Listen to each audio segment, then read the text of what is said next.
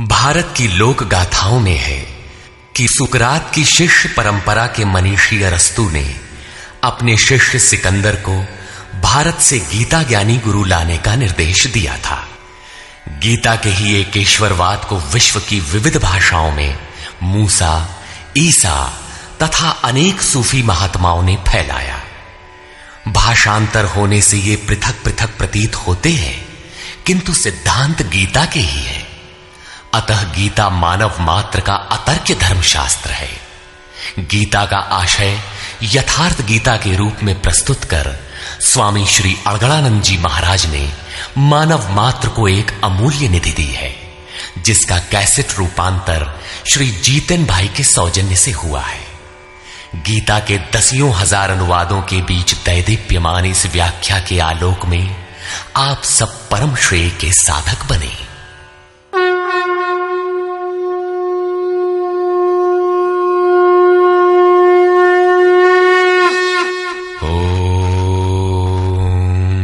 श्री परमात्मने नमः।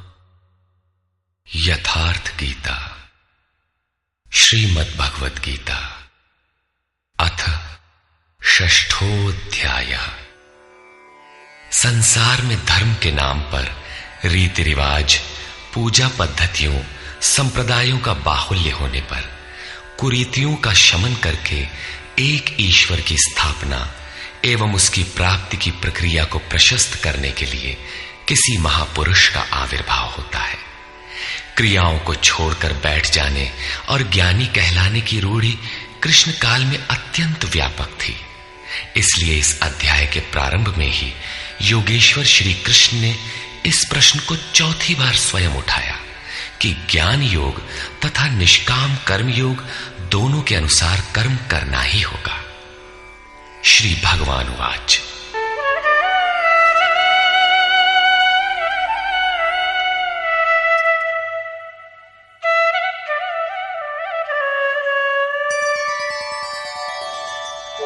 अनाश्रितः कर्मफलम् कार्यं कर्म करोति यः स सन्न्यासी च योगी च न निरग्निर्न चाक्रियः। श्री कृष्ण महाराज बोले, अर्जुन, कर्म फल के आश्रय से रहित होकर अर्थात कर्म करते समय किसी प्रकार की कामना न रखते हुए जो कार्यम कर्म करने योग्य प्रक्रिया विशेष को करता है, वही सन्यासी है, वही योगी है। केवल अग्नि को त्यागने वाला तथा केवल क्रिया को त्यागने वाला न सन्यासी है न योगी। क्रियाएं बहुत सी हैं, उनमें से कार्यम कर्म करने योग्य क्रिया, नियत कर्म निर्धारित की हुई कोई क्रिया विशेष है, वो है यज्ञ की प्रक्रिया, जिसका शुद्ध अर्थ है आराधना, जो आराध्य देव में प्रवेश दिला देने वाली विधि विशेष है। उसको कार्य रूप देना कर्म है। जो उसे करता है वही सन्यासी है, वही योगी होता है। केवल अग्नि को त्यागने वाला कि हम अग्नि नहीं छूते, या कर्म त्यागने वाला कि मेरे लिए कर्म है ही नहीं, मैं तो आत्मज्ञानी हूं, केवल ऐसा कहे और कर्म आरंभ ही न करे, करने योग्य क्रिया विशेष न करे, तो वो न सन्यासी है न योगी। इस पर और देखें। यम सन्न्यासमिति प्राहुः योगं तं विद्धि पांडव नह्य सन्न्यस्त संकल्पो योगी भवति कश्चन। अर्जुन, जिसे सन्यास ऐसा कहते हैं उसी को तू योग जान, क्योंकि संकल्पों का त्याग किए बिना कोई भी पुरुष योगी नहीं होता। अर्थात कामनाओं का त्याग दोनों ही मार्गियों के लिए आवश्यक है। तब तो सरल है कि कह दे कि हम संकल्प नहीं करते और हो गए योगी सन्यासी। श्री कृष्ण कहते हैं ऐसा कदापि नहीं है।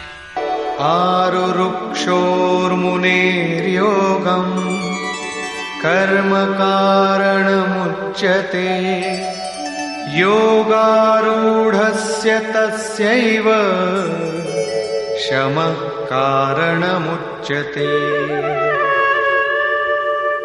योग पर आरूढ़ होने की इच्छा वाले मननशील पुरुष के लिए योग की प्राप्ति में कर्म करना ही कारण है, और योग का अनुष्ठान करते करते जब वो परिणाम देने की अवस्था में आ जाए, उस योगारूढ़ता में शमः कारणम उच्यते, संपूर्ण संकल्पों का अभाव कारण है। इससे पहले संकल्प पिंड नहीं छोड़ते। और यदा हीनेन्द्रियार्थेषु न कर्मस्वनुषज्यते सर्वसंकल्पसन्न्यासी योगारूढ़स्तदोच्यते। जिस काल में पुरुष न तो इंद्रियों के भोगों में आसक्त होता है और न कर्मों में ही आसक्त है, योग की परिपक्वावस्था में पहुंच जाने पर आगे कर्म करके ढूंढने किसे। अतः नियत कर्म आराधना की आवश्यकता नहीं रह जाती, इसलिए वो कर्मों में भी आसक्त नहीं है। उस काल में सर्व संकल्प सन्यासी, सर्व संकल्पों का अभाव है, वही सन्यास है, वही योगारूढ़ता है।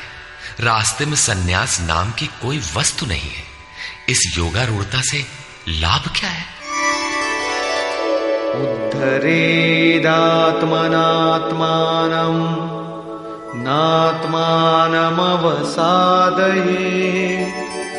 आत्मैव ह्यात्मनो बन्धु आत्मैव रिपुरात्मनः।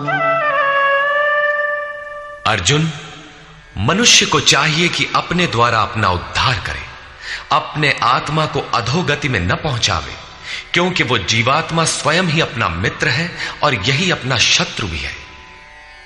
कब ये शत्रु होता है और कब मित्र, इस पर कहते हैं बन्धुरात्मात्मनस्तस्य येनात्मैवात्मना जितः अनात्मनस्तु शत्रुत्वे वर्तेतात्मैव शत्रुवत्।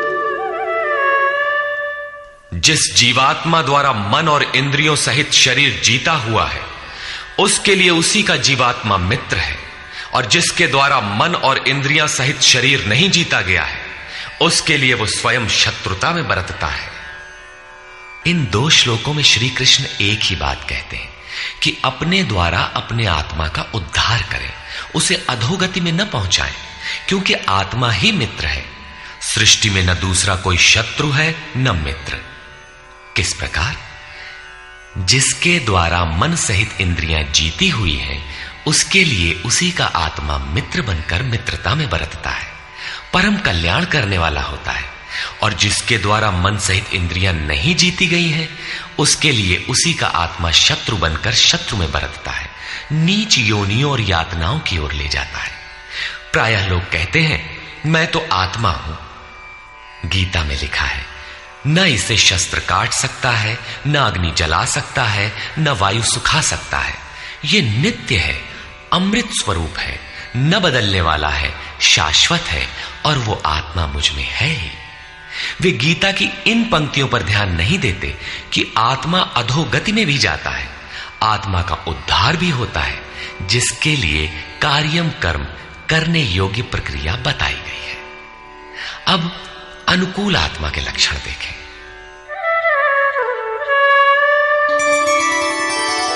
जितात्मनः प्रशान्तस्य परमात्मा समाहितः शीतोष्णसुखदुःखेषु तथा मानापमानयोः।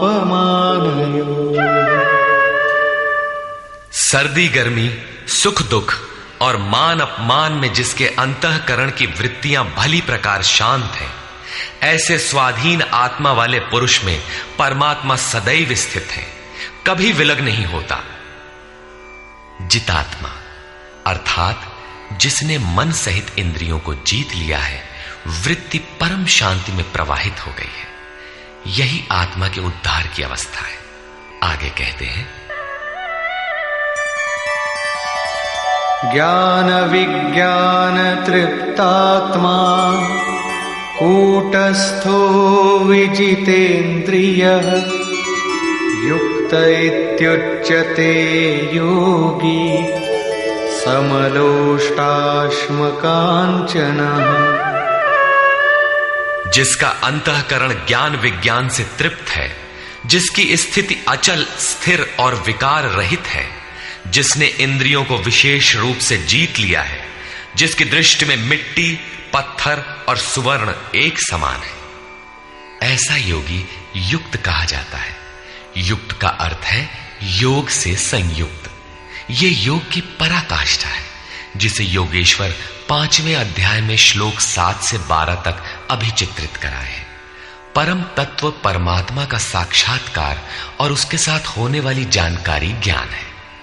1 इंच भी इष्ट से दूरी है, जानने की इच्छा बनी है, तब तक वो अज्ञानी है।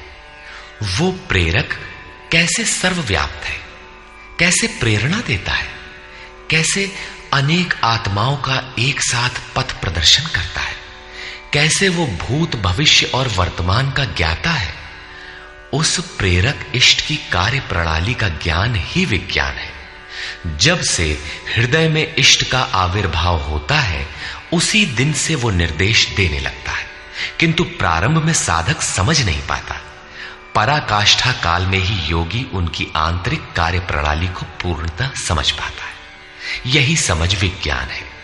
योगारूढ़ अथवा युक्त पुरुष का अंतःकरण ज्ञान विज्ञान से तृप्त रहता है। इसी प्रकार योग युक्त पुरुष की स्थिति का निरूपण करते हुए योगेश्वर श्री कृष्ण पुनः कहते हैं, सुहृन्मित्रार्युदासीन मध्यस्थद्वेष्य बन्धुषु साधुष्वपि च पापेषु समबुद्धिर्विशिष्यते। प्राप्ति के पश्चात महापुरुष समदर्शी और समवर्ती होता है। जैसे पिछले श्लोक में उन्होंने बताया कि जो पूर्ण ज्ञाता या पंडित है, वो विद्या विनय संपन्न ब्राह्मण में, चांडाल में, गाय कुत्ता हाथी में समान दृष्टि वाला होता है। उसी का पूरक ये श्लोक है। वो हृदय से सहायता करने वाले सहृदय, मित्र, बैरी, उदासीन, द्वेषी, बंधुगणों, धर्मात्मा तथा पापियों में भी समान दृष्टि वाला योग युक्त पुरुष अति श्रेष्ठ है। वो उनके कार्यों पर दृष्टि नहीं डालता, बल्कि उनके भीतर आत्मा के संचार पर ही उसकी दृष्टि पड़ती है। इन सब में वो केवल इतना अंतर देखता है कि कोई कुछ नीचे की सीढ़ी पर खड़ा है तो कोई निर्मलता के समीप, किंतु वो क्षमता सब में है। यहां योग युक्त के लक्षण पुनः दोहराए गए।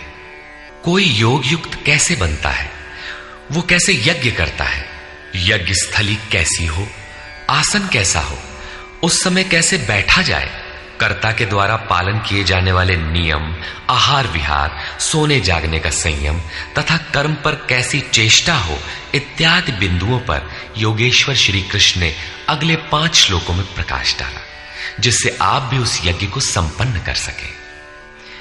अध्याय 3 में उन्होंने यज्ञ का नाम लिया और बताया कि यज्ञ की प्रक्रिया ही वो नियत कर्म है। अध्याय 4 में उन्होंने यज्ञ का स्वरूप विस्तार से बताया, जिसमें प्राण का अपान में हवन, अपान का प्राण में हवन, प्राण अपान की गति रोककर मन का निरोध इत्यादि किया जाता है। सब मिलाकर यज्ञ का शुद्ध अर्थ है आराधना, तथा उस आराध्य देव तक की दूरी तय कराने वाली प्रक्रिया, जिस पर 5वें अध्याय में भी कहा। किंतु उसके लिए आसन, भूमि, करने की विधि इत्यादि का चित्रण शेष था। उसी पर योगेश्वर श्री कृष्ण यहां प्रकाश डालते हैं। योगी युञ्जीत सततम् आत्मानं रहसि स्थितः एकाकीयत चित्तात्मा निराशीर परिग्रह। चित्त को जीतने में लगा हुआ योगी मन, इंद्रियों और शरीर को वश में रखकर वासना और संग्रह रहित होकर एकांत स्थान में अकेले ही चित्त को आत्मोपलब्धि कराने वाली योग क्रिया में लगावे। उसके लिए स्थान कैसा हो, आसन कैसा रहे? शुचौ देशे प्रतिष्ठाप्य स्थिरमासनमात्मनः नात्युच्छ्रितं नातिनीचं चैलाजिनकुशोत्तरम्। शुद्ध भूमि में कुश, मृगछाल, वस्त्र अथवा इससे उत्तरोत्तर रेशमी ऊनी तख्त कुछ भी बिछाकर अपने आसन को न अति ऊंचा न नीचा स्थिर स्थापित करें। शुद्ध भूमि का तात्पर्य उसके झाड़ने बुहारने सफाई करने से। जमीन पर कुछ बिछा लेना चाहिए, चाहे मृगछाल हो या चटाई अथवा कोई भी वस्त्र, तख्त, जो भी उपलब्ध हो, कोई एक वस्तु बिछा लेना चाहिए। आसन हिलने डुलने वाला ना हो, न जमीन से बहुत ऊंचा हो और न एकदम नीचा। पूज्य महाराज जी लगभग 5 इंच ऊंचे आसन पर बैठते थे। एक बार भाविकों ने लगभग 1 फीट ऊंचा संगमरमर का एक तख्त मंगा दिया। महाराज जी एक दिन तो बैठे, फिर बोले, नहीं हो, बहुत ऊंचा हो गया, ऊंचे नहीं बैठे के चाही साधु के, अभिमान हो ही जावा करत है, नीचे हूं न बैठे के चाही, हीनता आवत है, अपने से घृणा आवत है। बस उसको उठवाया और जंगल में एक बगीचा था, वहां रखवा दिया। वहां न कभी महाराज जाते थे और न अब ही कोई जाता है। ये था उन महापुरुष का क्रियात्मक शिक्षण। इसी प्रकार साधक के लिए भी बहुत ऊंचा आसन नहीं होना चाहिए, नहीं तो भजन पूर्ति बाद में होगी, अहंकार पहले चढ़ बैठेगा। इसके पश्चात तत्रैकाग्रं मनः कृत्वा यत चित्तेन्द्रियक्रियः उपविश्यासने युञ्जात् योगमात्मविशुद्धये। उस आसन पर बैठकर ही ध्यान करने का विधान है।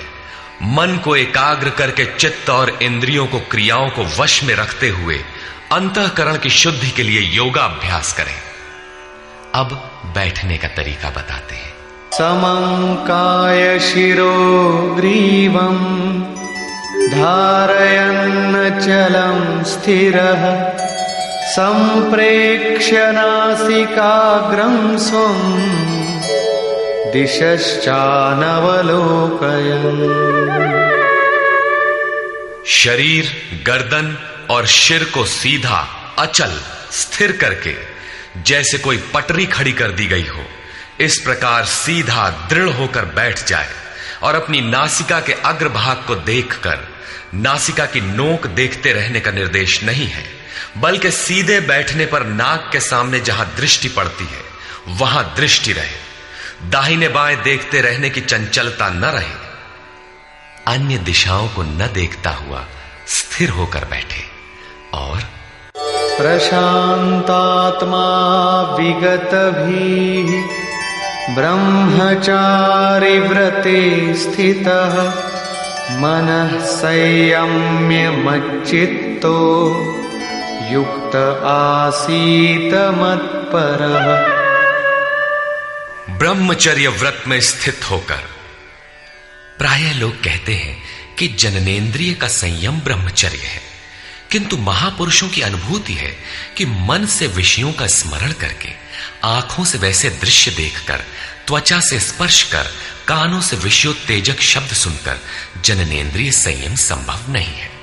ब्रह्मचारी का वास्तविक अर्थ है ब्रह्म आचरति स ब्रह्मचारी। ब्रह्म का आचरण है नियत कर्म, यज्ञ की प्रक्रिया, जिसे करने वाले यान्ति ब्रह्म सनातनम, सनातन ब्रह्म में प्रवेश पा जाते हैं।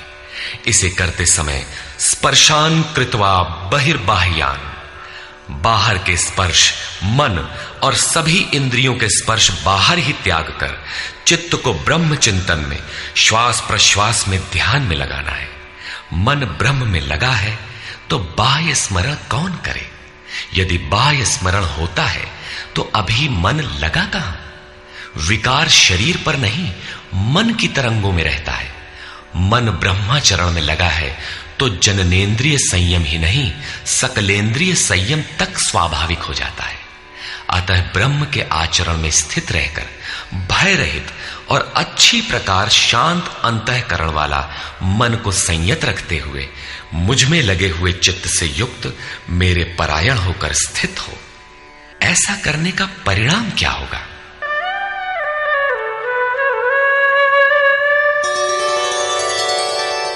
युञ्जन्नेवं सदात्मानं योगी नियतमानसः शान्तिं निर्वाण परमा मत्संस्थामधिगच्छति।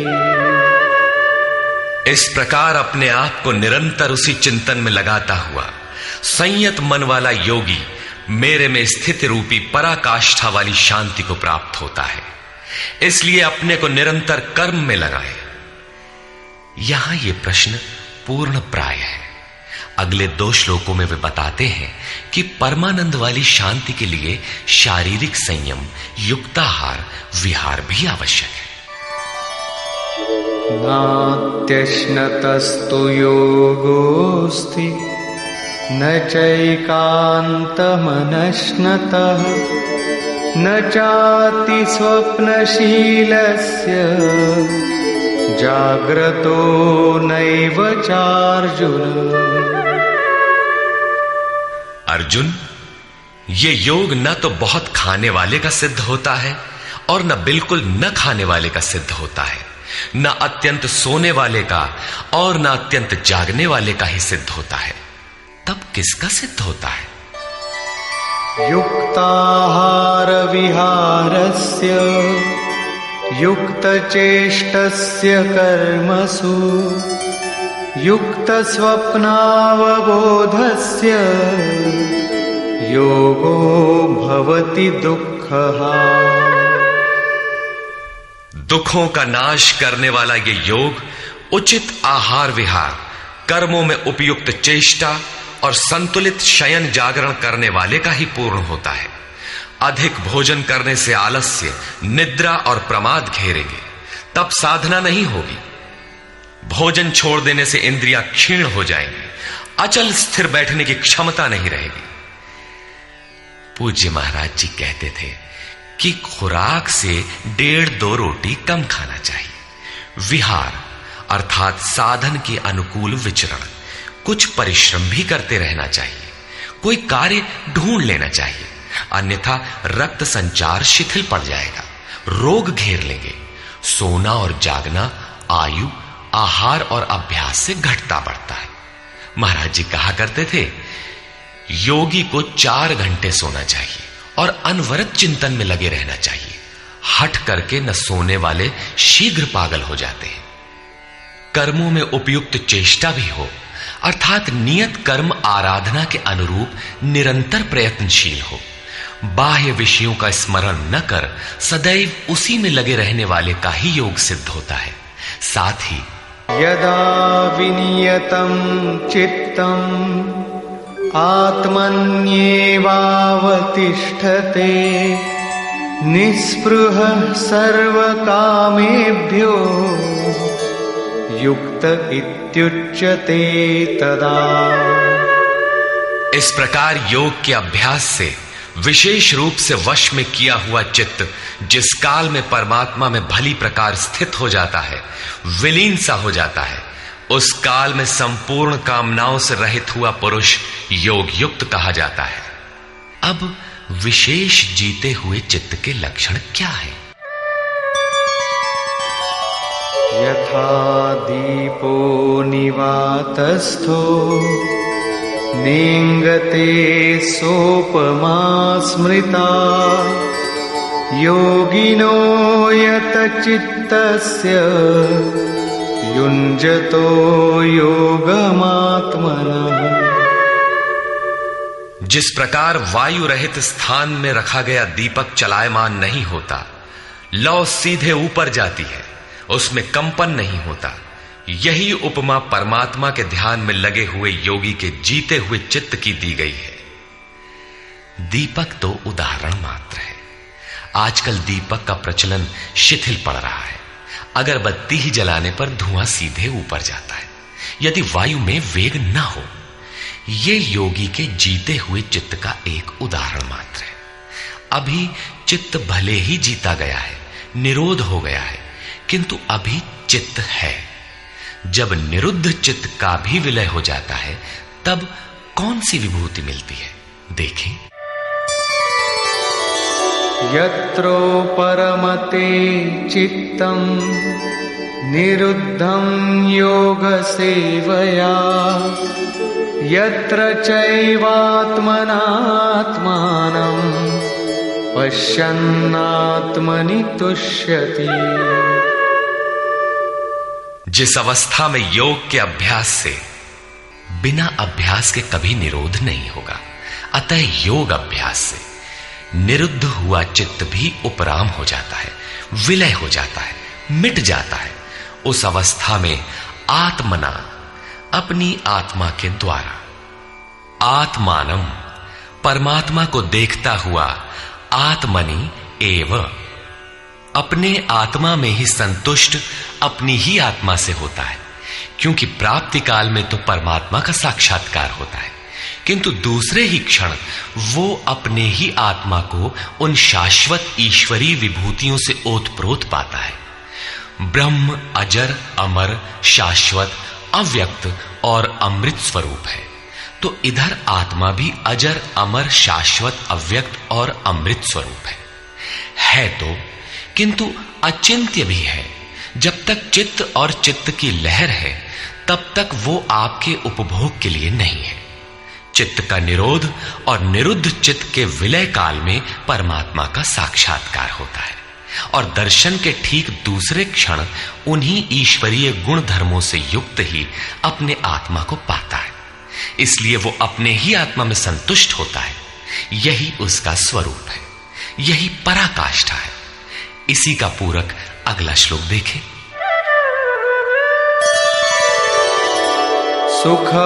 सुखमात्यन्तिकं यत्तत् बुद्धिग्राह्यमतीन्द्रियं वेत्ति यत्र न चैवायं स्थितश्चलति तत्वतः।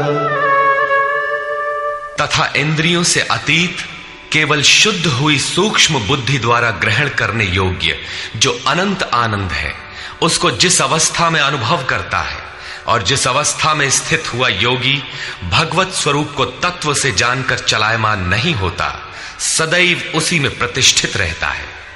तथा यं लब्ध्वा चापरं लाभं मन्यते नाधिकं ततः यस्मिन् स्थितो न दुःखेन गुरुणापि विचाल्यते। परमेश्वर की प्राप्ति रूप जिस लाभ को, पराकाष्ठा की शांति को प्राप्त कर उससे अधिक दूसरा कुछ भी लाभ नहीं मानता, और भगवत प्राप्ति रूप जिस अवस्था में स्थित हुआ योगी बड़े भारी दुख से भी चलायमान नहीं होता, दुख का उसे भान भी नहीं होता, क्योंकि भान करने वाला चित्त तो मिट गया। इस प्रकार तम विद्या दुख संयोग वियोगम योग संगीतम सनिश्चयेन योक्तव्यो योगो निर्विण्ण चेतसा। जो संसार के संयोग और वियोग से रहित है, उसी का नाम योग है। जो आत्यंतिक सुख है, उसके मिलन का नाम योग है। जिसे परम तत्व परमात्मा कहते हैं, उसके मिलन का नाम योग है। वो योग न उकताए हुए चित्त से निश्चय पूर्वक करना कर्तव्य है। धैर्य पूर्वक लगा रहने वाला ही योग में सफल होता है।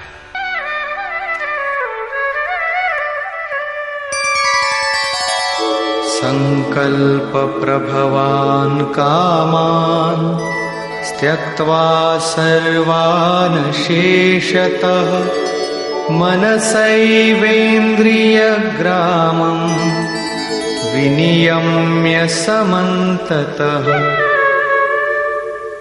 इसलिए मनुष्य को चाहिए कि संकल्प से उत्पन्न होने वाली संपूर्ण कामनाओं को वासना और आसक्ति सहित सर्वथा त्याग कर मन के द्वारा इंद्रियों के समुदाय को सब ओर से अच्छी प्रकार वश में करके शनैः शनैरुपरमेद् बुद्ध्या धृतिगृहीतया आत्मसंस्थं मनः कृत्वा न किंचिदपि चिंतयेत्।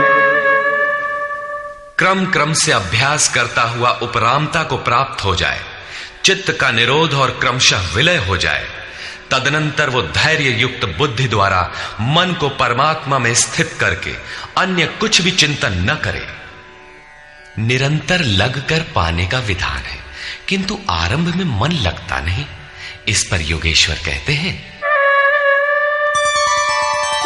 यतो यतो निश्चरति मनश्चञ्चलमस्थिरम् ततस्ततो नियम्यैतद् आत्मन्येव वशं नयेत्।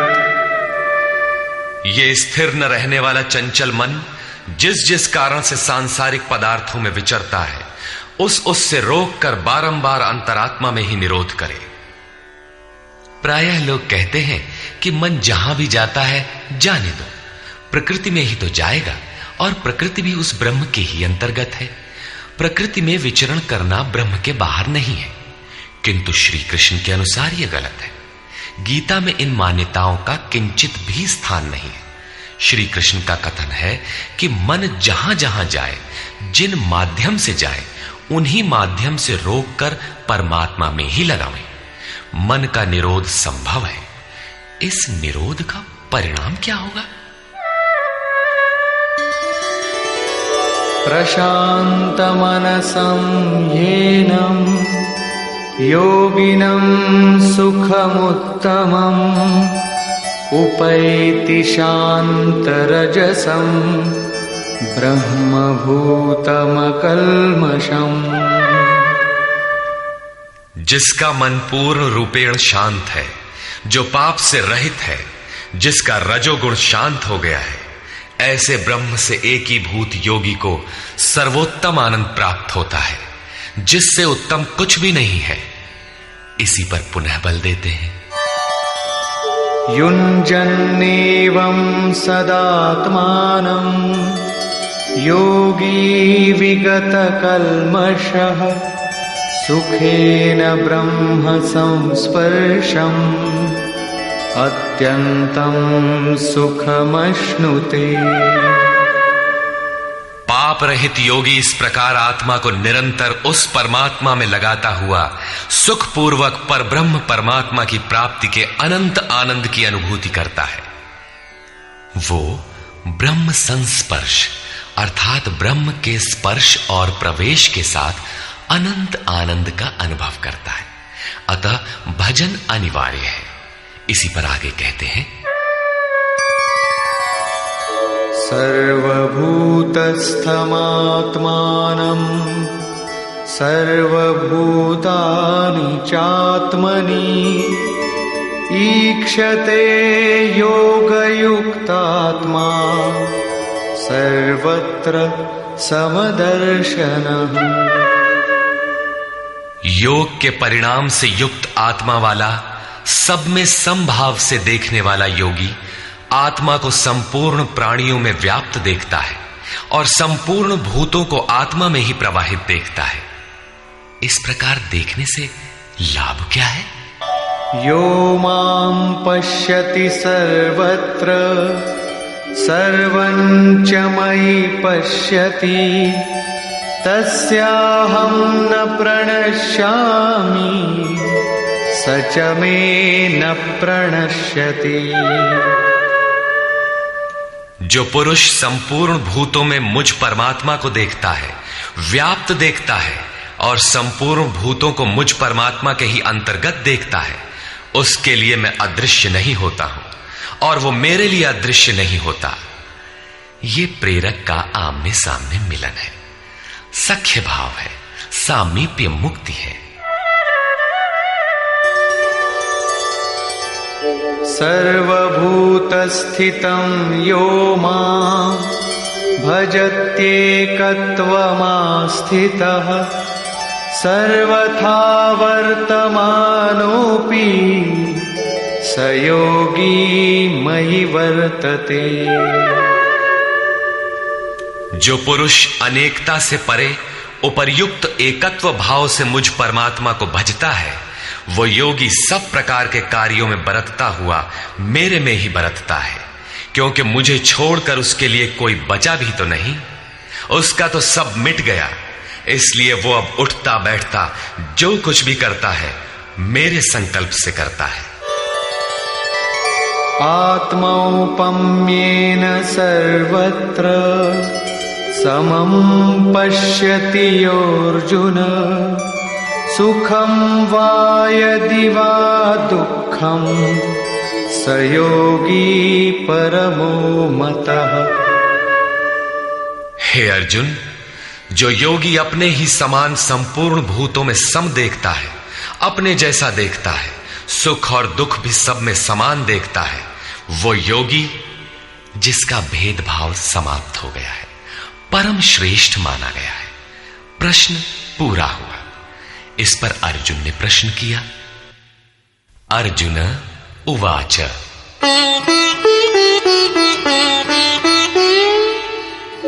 योऽयं योगस्त्वया प्रोक्तः साम्येन मधुसूदन एतस्याहं न पश्यामि चञ्चलत्वात् स्थितिं स्थिराम्। हे मधुसूदन, ये योग जो आप पहले बता आए हैं, जिससे समत्व भाव दृष्टि मिलती है, मन के चंचल होने से बहुत समय तक इसमें ठहरने वाली स्थिति में मैं अपने को नहीं देखता।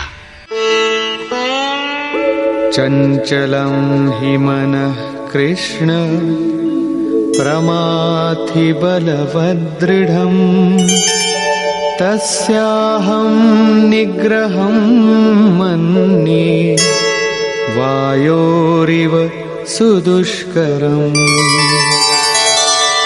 हे श्री कृष्ण, ये मन बड़ा चंचल है, प्रमथन स्वभाव वाला है, अर्थात दूसरे को मत डालने वाला हठी तथा बलवान है। इसलिए इसे वश में करना मैं वायु की भांति अति दुष्कर मानता हूं। तूफानी हवा और इसको रोकना बराबर है। इस पर योगेश्वर श्री कृष्ण कहते हैं, श्री भगवान उवाच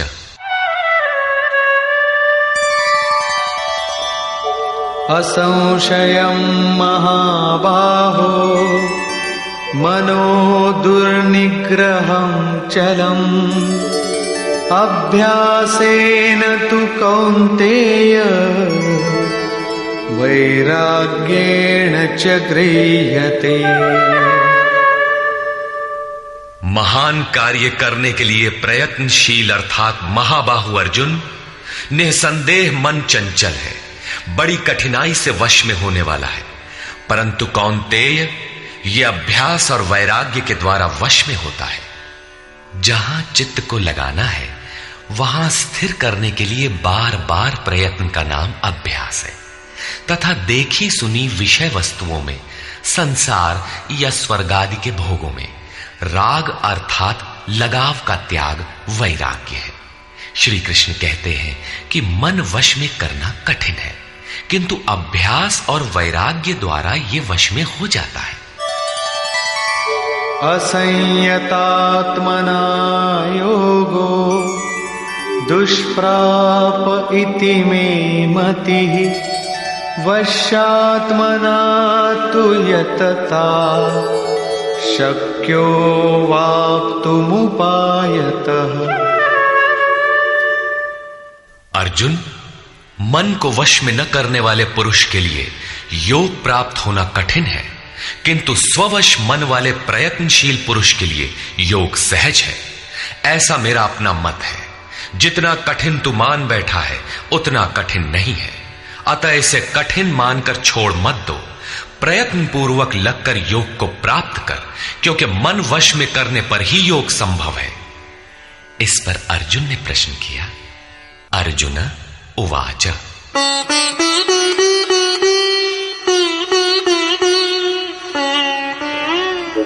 अयति श्रद्धयोपेतो योगाच्चलितमानसः अप्राप्य योगसंसिद्धिं कां गतिं कृष्ण गच्छति। योग करते करते यदि किसी का मन चलायमान हो जाए, यद्यपि अभी योग में उसको श्रद्धा है ही, तो ऐसा पुरुष भगवत सिद्धि को प्राप्त न होकर किस गति को पाता है? कच्चिन्नो भय विभ्रष्टः छिन्नाभ्रमिव नश्यति अप्रतिष्ठो महाबाहो विमूढ़ो ब्रह्मणः पथि। महाबाहु श्री कृष्ण, भगवत प्राप्ति के मार्ग से विचलित हुआ वो मोहित पुरुष छिन्न भिन्न बादल की भांति दोनों ओर से नष्ट भ्रष्ट तो नहीं होता। छोटी सी बदली आकाश में छाए तो वो न बरस पाती है, न लौटकर मेघों से ही मिल पाती है, बल्कि हवा के झोंकों से देखते देखते नष्ट प्राय हो जाती है। उसी प्रकार शिथिल प्रयत्न वाला, कुछ काल तक साधन करके स्थगित करने वाला नष्ट तो नहीं हो जाता। वो न आप में प्रवेश कर सका और न भोग ही भोग पाया, उसकी कौन सी गति होती है?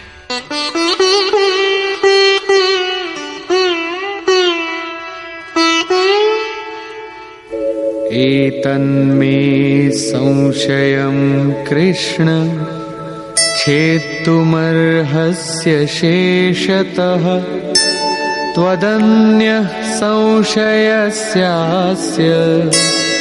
छेत्ता न ह्युपपद्यते।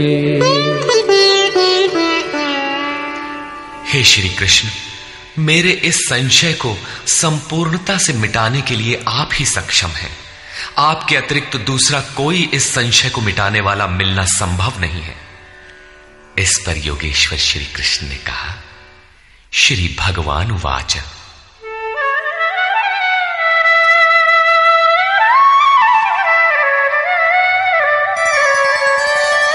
पार्थ नैवेह नामुत्र विनाशस्तस्य विद्यते न हि कल्याणकृत् कश्चित् दुर्गतिं तात गच्छति। पार्थिव शरीर को ही रथ बनाकर लक्ष्य की ओर अग्रसर अर्जुन, उस पुरुष का ना तो इस लोक में और न परलोक में ही नाश होता है, क्योंकि हे तात, उस परम कल्याणकारी नियत कर्म को करने वाला दुर्गति को प्राप्त नहीं होता। उसका होता क्या है? प्राप्य पुण्यकृतान् लोकान् उषित्वा शाश्वती समाः शुचीनां श्रीमतां गेहे योगभ्रष्टोऽभिजायते। मन चलायमान होने से योग भ्रष्ट हुआ वो पुरुष पुण्यवानों के लोकों में वासनाओं को भोग कर, जिन वासनाओं को लेकर वो योग भ्रष्ट हुआ था, भगवान उसे थोड़े में सब दिखा सुना देते हैं। उन्हें भोग कर वो शुचि नाम श्रीमताम, शुद्ध आचरण वाले श्रीमान पुरुषों के घर में जन्म लेता है। जो शुद्ध आचरण वाले हैं वही श्रीमान है। अथवा योगिनामेव कुले भवति धीमताम् एतद्धि दुर्लभतरम् लोके जन्म यदीदृशम्। अथवा वहां जन्म न मिलने पर भी स्थिर बुद्धि योगियों के कुल में वो प्रवेश पा जाता है। श्रीमानों के घर में पवित्र संस्कार बचपन से ही मिलने लगते हैं, किंतु वहां जन्म न हो पाने पर वो योगियों के कुल में, घर में नहीं, शिष्य परंपरा में प्रवेश पा जाता है। कबीर, तुलसी, रैदास, वाल्मीकि इत्यादि को शुद्ध आचरण और श्रीमानों का घर नहीं, योगियों के कुल में प्रवेश मिला। सद्गुरु के कुल में संस्कारों का परिवर्तन भी एक जन्म है, और ऐसा जन्म संसार में निसंदेह अति दुर्लभ है। योगियों के यहां जन्म का अर्थ उनके शरीर से पुत्र रूप में उत्पन्न होना नहीं है। गृह त्याग से पूर्व पैदा होने वाले लड़के मोहवश महापुरुष को भी भले ही पिता मानते रहे, किंतु महापुरुष के लिए घर वालों के नाम पर कोई नहीं होता। जो शिष्य उनकी मर्यादाओं का अनुष्ठान करते हैं, उनका महत्व लड़कों से कई गुना अधिक मानते हैं, वही उनके सच्चे पुत्र हैं। जो योग के संस्कारों से युक्त नहीं है, उन्हें महापुरुष नहीं अपनाते।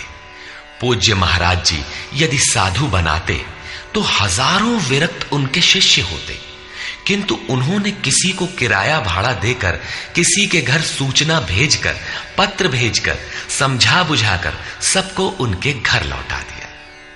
बहुत लोग हठ करने लगे तो उन्हें अपशकुन हो, भीतर से मना हो कि इसमें साधु बनने के एक भी लक्षण नहीं है, इसे रखने में भलाई नहीं है, ये पार नहीं होगा। निराश होकर दो एक ने पहाड़ से गिरकर अपनी जान भी दे दी, किंतु महाराज जी ने उन्हें अपने यहां नहीं रखा। बाद में पता चलने पर बोले, जानत रहूं कि बड़ा विकल है, लेकिन ये सोचते है कि सचहूं के मरी जाए तो रख ही लेते, एक ठो पतितय राहत और का हो। ममत्व उनमें भी विकट था, फिर भी नहीं रखा। 6-7 को जिनके लिए आदेश हुआ था कि आज एक योग भ्रष्ट आ रहा है, जन्म जन्म से भटका हुआ चला आ रहा है, इस नाम और इस रूप का कोई आने वाला है, उसे रखो, ब्रह्म विद्या का उपदेश करो, उसे आगे बढ़ाओ। केवल उन्हीं को रखा। आज भी उनमें से एक महापुरुष धार कुंडी में बैठे हैं, एक अनसुईया में है, 2-3 अन्यत्र भी हैं। उन्हें सद्गुरु के कुल में प्रवेश मिला। ऐसे महापुरुषों को पा जाना अति दुर्लभ है। तत्र तं बुद्धि संयोगं लभते पौर्वदेहिकं यतते च ततो भूयः संसिद्धौ कुरु नंदन। वहां वो पुरुष पहले शरीर में साधन किए हुए बुद्धि के संयोग को, अर्थात पूर्व जन्म के साधन संस्कारों को अनायास ही प्राप्त हो जाता है, और हे कुरुनंदन, उसके प्रभाव से वो फिर संसिद्धौ भगवत प्राप्ति रूपी परम सिद्धि के निमित्त प्रयत्न करने लगता है। पूर्वाभ्यासेन तेनैव ह्रियते ह्यवशोऽपि सः जिज्ञासुरपि योगस्य शब्द ब्रह्माति वर्तते। श्रीमानों के घर विषयों के वश में रहने पर भी वो पूर्व जन्म के अभ्यास से भगवत पथ की ओर आकर्षित हो जाता है, और योग में शिथिल प्रयत्न वाला वो जिज्ञासु भी वाणी के विषय को पार करके निर्वाण पद को पा जाता है। उसकी प्राप्ति का यही तरीका है, कोई एक जन्म में पाता भी नहीं। प्रयत्नाद्यतमानस्तु योगी संशुद्ध किल्बिषः अनेक जन्म संसिद्धः ततो याति परां गतिम्। अनेक जन्मों से प्रयत्न करने वाला योगी परम सिद्धि को प्राप्त हो जाता है, प्रयत्न पूर्वक अभ्यास करने वाला योगी सभी पापों से अच्छी प्रकार शुद्ध होकर परम गति को प्राप्त हो जाता है। प्राप्ति का यही क्रम है। पहले शिथिल प्रयत्न से यह योग आरंभ होता है, मन चलायमान होने पर जन्म लेता है, सद्गुरु के कुल में प्रवेश पाता है और प्रत्येक जन्म में अभ्यास करते हुए वहीं पहुंच जाता है जिसका नाम परम गति, परम धाम है। योगेश्वर श्री कृष्ण ने कहा था कि इस योग में बीज का नाश नहीं होता। आप 2 कदम चल भर दें, उस साधन का कभी नाश नहीं होता। हर परिस्थिति में रहते हुए पुरुष ऐसा कर सकता है, कारण कि थोड़ा साधन तो परिस्थितियों में घिरने वाला व्यक्ति ही कर पाता है, क्योंकि उसके पास समय नहीं है। आप काले हो, गोरे हो अथवा कहीं के हो, गीता सबके लिए है, आपके लिए भी है, बशर्ते आप मनुष्य हो। उत्कट प्रयत्न वाला चाहे जो हो, किंतु शिथिल प्रयत्न वाला गृहस्थ ही होता है। गीता गृहस्थ, विरक्त, शिक्षित, अशिक्षित, सर्वसाधारण मनुष्य मात्र के लिए है, किसी साधु नामक विचित्र प्राणी के लिए ही नहीं। अंत में योगेश्वर श्री कृष्ण निर्णय देते हैं, तपस्विभ्योऽधिको योगी ज्ञानिभ्योऽपि मतोऽधिकः कर्मिभ्यश्चाधिको योगी तस्माद्योगी भवार्जुन। तपस्वियों से योगी श्रेष्ठ है, ज्ञानियों से भी श्रेष्ठ माना गया है, कर्मियों से भी योगी श्रेष्ठ है। इसलिए अर्जुन, तू योगी बन। तपस्वी अभी योग को ढालने में प्रयत्नशील है, कर्मी केवल कर्म जानकर करता भर है। ये गिर भी सकते हैं, क्योंकि न इन दोनों में समर्पण है और न अपना हानि लाभ देखने की क्षमता। किंतु ज्ञानी योग की परिस्थितियों को जानता है, अपनी शक्ति समझता है, उसकी जिम्मेदारी उसी पर है। और निष्काम कर्मयोगी तो इष्ट के ऊपर अपने को फेंक चुका है, वो इष्ट संभालेगा। परम कल्याण के पथ पर ये दोनों ठीक चलते हैं, किंतु जिसका भार वो इष्ट संभालता है वो इन सब में श्रेष्ठ है, क्योंकि प्रभु ने उसे ग्रहण कर लिया है। उसका हानि लाभ वो प्रभु देखता है, इसलिए योगी श्रेष्ठ है। इसलिए अर्जुन, तू योगी बन, समर्पण के साथ योग का आचरण कर। योगी श्रेष्ठ है, किंतु उनसे भी वो योगी सर्वश्रेष्ठ है जो अंतरात्मा से लगता है। इसी पर कहते हैं, योगिनामपि सर्वेषां मद्गतेनान्तरात्मना श्रद्धावान् भजते यो मां समे युक्ततमो मतः। संपूर्ण निष्काम कर्म योगियों में भी जो श्रद्धा विभोर होकर अंतरात्मा से, अंतर चिंतन से मुझे निरंतर भजता है, वो योगी मुझे परम श्रेष्ठ मान्य है। भजन दिखावे या प्रदर्शन की वस्तु नहीं है। इससे समाज भले ही अनुकूल हो, किंतु प्रभु प्रतिकूल हो जाते हैं। भजन अत्यंत गोपनीय है, वो अंतःकरण से होता है, उसका उतार चढ़ाव अंतःकरण के ऊपर है। निष्कर्ष, इस अध्याय के आरंभ में योगेश्वर श्री कृष्ण ने कहा कि फल के आश्रय से रहित होकर जो कार्यम कर्म अर्थात करने योग्य प्रक्रिया विशेष का आचरण करता है वही सन्यासी है, और उसी कर्म को करने वाला ही योगी है। केवल क्रियाओं अथवा अग्नि को त्यागने वाला योगी अथवा सन्यासी नहीं होता। संकल्पों का त्याग किए बिना कोई भी पुरुष सन्यासी अथवा योगी नहीं होता।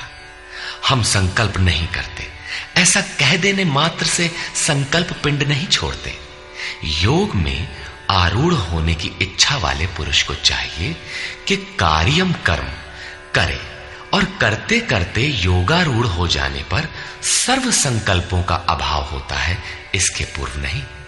सर्व संकल्पों का अभाव ही सन्यास है। योगेश्वर ने पुनः बताया कि आत्मा अधोगति में जाता है और उसका उद्धार भी होता है। जिस पुरुष द्वारा मन सहित इंद्रियां जीत ली गई हैं, उसका आत्मा उसके लिए मित्र बनकर मित्रता में बरतता है तथा परम कल्याण करने वाला होता है। जिसके द्वारा ये नहीं जीती गई, उसके लिए उसी का आत्मा शत्रु बनकर शत्रुता में बरतता है, यातनाओं का कारण बनता है। अतः मनुष्य को चाहिए कि अपने आत्मा को अधोगति में न पहुंचावे, अपने द्वारा अपनी आत्मा का उद्धार करे। उन्होंने प्राप्ति वाले योगी की रहनी बताई। यज्ञ स्थली, बैठने का आसन तथा बैठने के तरीके पर उन्होंने कहा कि स्थान एकांत और स्वच्छ हो, वस्त्र मृग चर्म अथवा कुश की चटाई में से कोई एक आसन हो। कर्म के अनुरूप चेष्टा, युक्ताहार विहार, सोने जागने के संयम पर उन्होंने बल दिया। योगी के निरुद्ध चित्त की उपमा उन्होंने वायु रहित स्थान में दीपक की अकंपित लौ से दी। और इस प्रकार उस निरुद्ध चित्त का भी जब विलय हो जाता है, उस समय वह योग की पराकाष्ठा अनंत आनंद को प्राप्त होता है। संसार के संयोग वियोग से रहित अनंत सुख का नाम योग है। योग का अर्थ है उससे मिलन। जो योगी इसमें प्रवेश पा जाता है, वह संपूर्ण भूतों में समदृष्टि वाला हो जाता है। जैसे अपनी आत्मा वैसे ही सबकी आत्मा को देखता है। वह परम पराकाष्ठा की शांति को प्राप्त होता है। अतः योग आवश्यक है।